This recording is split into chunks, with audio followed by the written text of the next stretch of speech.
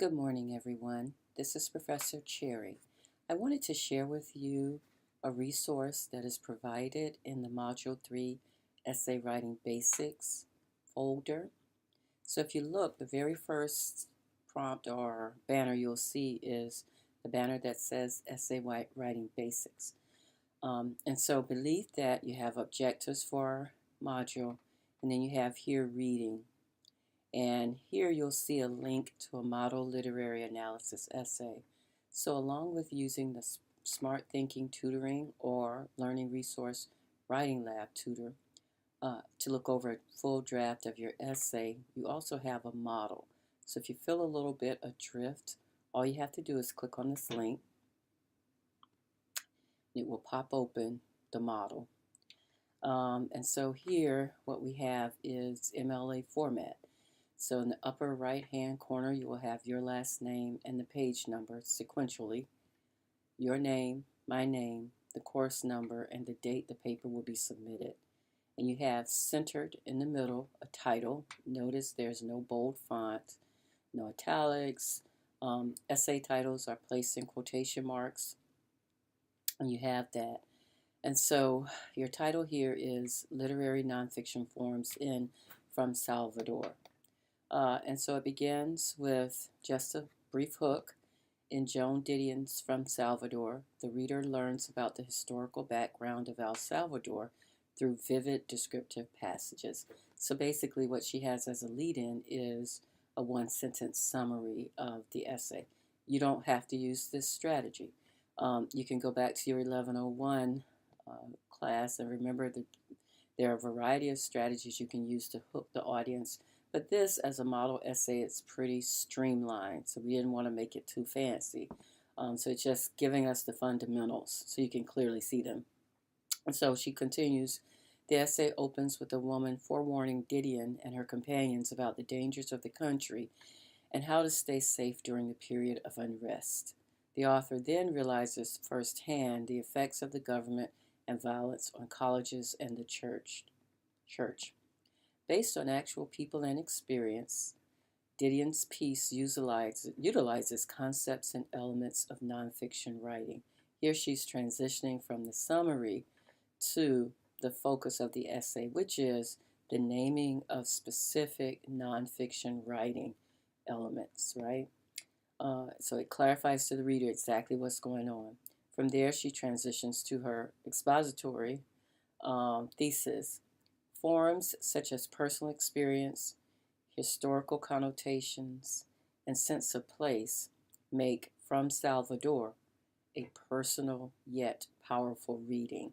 And where this becomes a bit more argumentative and works as a thesis, she doesn't just note that those forms are used, but she has a perspective about them. She says it makes it a powerful reading, a personal yet powerful reading. And from there, she builds on. Clearly embedded in that thesis, she has talking points. So she uses a bit of a map. She says personal experience, historical connotations, and sense of place, names her 3 forms that she'll be looking at. And if you go back and review the rubric that is attached to our syllabus, the rubric for the literary analysis, one of the things you need to explicitly do is name the forms. And so she does that here. And clearly she transitions in that first body paragraph. Nonfiction writing is often based upon personal experience because of the author's experience from Salvador as a factual basis which engenders trust by the readers. Didion's creative imagery describing the ruined parts of El Salvador engages the readers in the experience. If this one element did not exist, her credibility and the overall experience for the reader would be severely weakened. So the writer here makes a statement. She positions a topic sentence at the top to signal that she'll be talking about personal experience. She contextualizes how the author uses personal experience. She has an original perspective that's supportive of her thesis that the piece is personal yet powerful. She talks about it. And then she presents evidence, right? And so when the author describes her exploration of the Metropolitan Cathedral, one almost sees it through her eyes. I told her that I understood, that I knew all that, and I did abstractly, but the specific meaning of the church she knew eluded me until I was actually there. At the Metropolitan Cathedral in San Salvador, one afternoon when rain sluiced down its corrugated plastic windows and puddled around the supports of the Sony and Philips billboards near the top. Without Didion's element of personal experience, she could not paint the vivid images for the reader without sacrificing integrity. So when she gives that evidence, she also comments upon it. She doesn't leave it up to the reader to figure out, why was that quotation important? Notice formally, she also indents appropriately for MLA format. For passages longer than 4 lines, you would use block spacing. If you don't remember this or know this, refer to your Little Seagull Handbook or the Writing from Sources folder, where you will find handouts and links covering how to integrate quotations. And then the essay goes on. She moves to her next point. Another form the author uses is slice of history. She gives her evidence, and then she transitions to her last point. The reason From Salvador is satisfying to read is because of its sense of place. And then she wraps up with a conclusion that reinforces without repeating her introduction. Didion's From Salvador takes advantage of many literary nonfiction forms and techniques to aid in portraying the images and message to the reader. These elements actively involve the reader intellectually, as the reader is not only engaged with the author's experience, but also learning about San Salvador's violent history.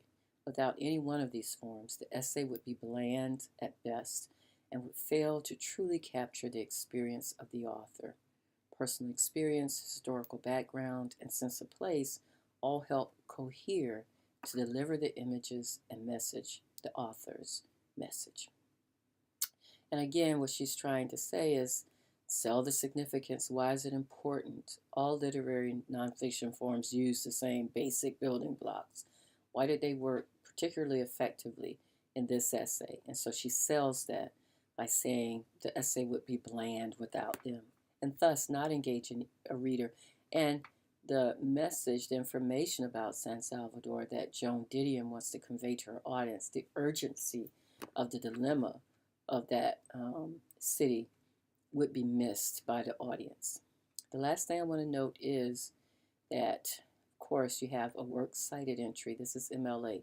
Now, this is an older piece, and so the formatting is not correct. But what I'm doing here is pinpointing the fact that for your essay,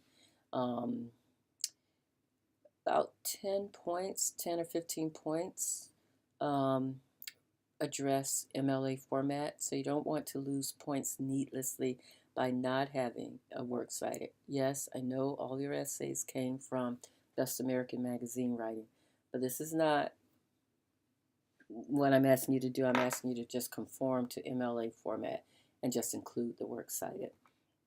Well, I hope this helped, and if you have any questions, always, if it's general questions about the assignment, go to Ask the Professor. If you have a question about feedback you receive from a tutor, I will look over the feedback from Smart Thinking in particular, and I either say, yeah, I see it, or I don't know if I agree with this. But if you have questions, feel free to email or give me a call. Thanks.